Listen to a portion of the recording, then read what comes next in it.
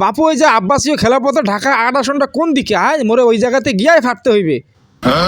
আরে ফা ফা ফা ও খিদারে, তুমি পৃথিবীর সকল দেশে তুমি হামলা করো কিন্তু বাংলাদেশে যাও না কেন?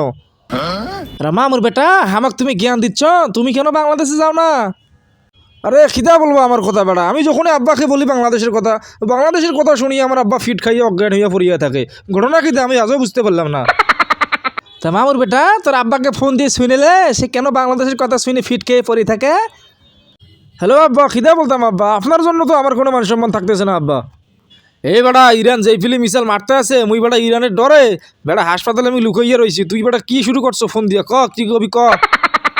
আরে খিদা বলবো আব্বা, ফাটবো মানে আপনি তো বাংলাদেশে যান না কেন? আমাকে আপনি বাংলাদেশে ফাটান না কেন আব্বা? আমি যখন আকাশে উড়িয়ে উড়িয়ে কোনো দেশে ফাটতে যাই, বাকি মিসাইলগুলো আমাকে দেখিয়ে আব্বা ঠাট্টা মশকরা করে, কারণ আমরা নাকি বাংলাদেশে যাই না, বাংলাদেশকে নাকি আমরা ভয় পাই। খিদা হয়েছে কাহিনি খিদা, একটু খুলিয়া বলেন তো।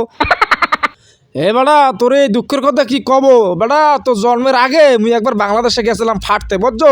এমন লোকে কি হয়েছে তুই হনবা। ফা ফা এ গেদু, তোরা সামনে খারিয়ে রয়েছু কা? হালার ফালার রাস্তা সার বেড়া, মোর সামনে যাইতে হবে, কাজ আছে হর।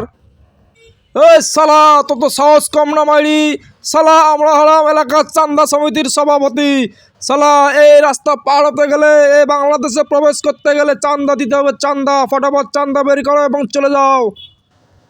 এইবার সারাদিন আকাশে উঠতে উঠতে আমার হাত পা ব্যথা হয়ে গেছে, এই ফিল্মে আমি নিজ দিয়ে হাইটে যাইতে আসছি, আর তোরা তার এসে চান্দা নিতে হালার বলে একটা সুপার মার্কেটে দাঁত দুধ হালাইয়া দেবো। সর এখান থেকে, চান্দা বান্দা নাই মধ্যে।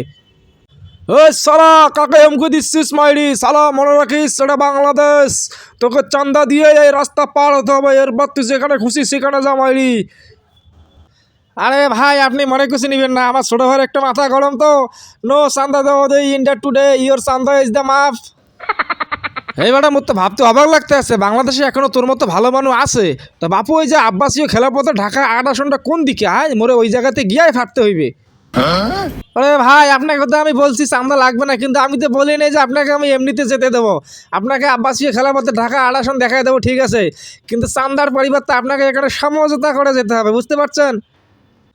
এইবারে এই সমঝোতা আবার কি মোরে একটু খুললে কত? আরে ভাই, সমঝোতা মানে আপনার কাছে তো টাকা নাই চান্দা দেওয়ার মতো, তাহলে চান্দা মাপ টাকা লাগবে না। ওই আপনার মিসাইলের খালি একটা পাংখা আমাকে খুলে দেবেন, অথবা মনে করেন যে ওই যে ভেতর থেকে কিছু যে RDX না কি বলে যেগুলো দিয়ে ফাটে, ওগুলো একটু দিয়ে দেন আর আপনি চলে যান। এই বেটা, মোর পাংখার ভিতরে জিনিসপত্র তোরে দিলে আমি ফাটমু কীভাবে? হালার বেলা মতো তোমার ক্ষমতা চলে যাবে বেটা। জমের কাছে গেলে মুই মনে হয় মুক্তি পাইতাম, কিন্তু তোকে দ্বারা আমি কোনো ছাড় পাইলাম না হালার বেলা, এই জন্য আমি বাংলাদেশে আহি না। তাহলে আর কি করা? তাহলে আপনার দুইটা বিসি খুলে আমরা রেখে দিয়ে দিছি, আর আপনি এখন সুন্দর করে যেখানে ইচ্ছে সেখানে চলে যান, খুলিং ইয়োর বিসি ইন দ্য চাকু দিয়ে।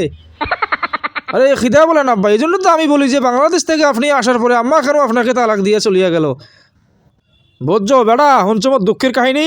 এই ফিল্মে তোর আম্মা মনে সাইডে চলে গেছে, আর তোর এখন পর্যন্ত কোনো ভাই বোন হয় নাই, বুঝছো?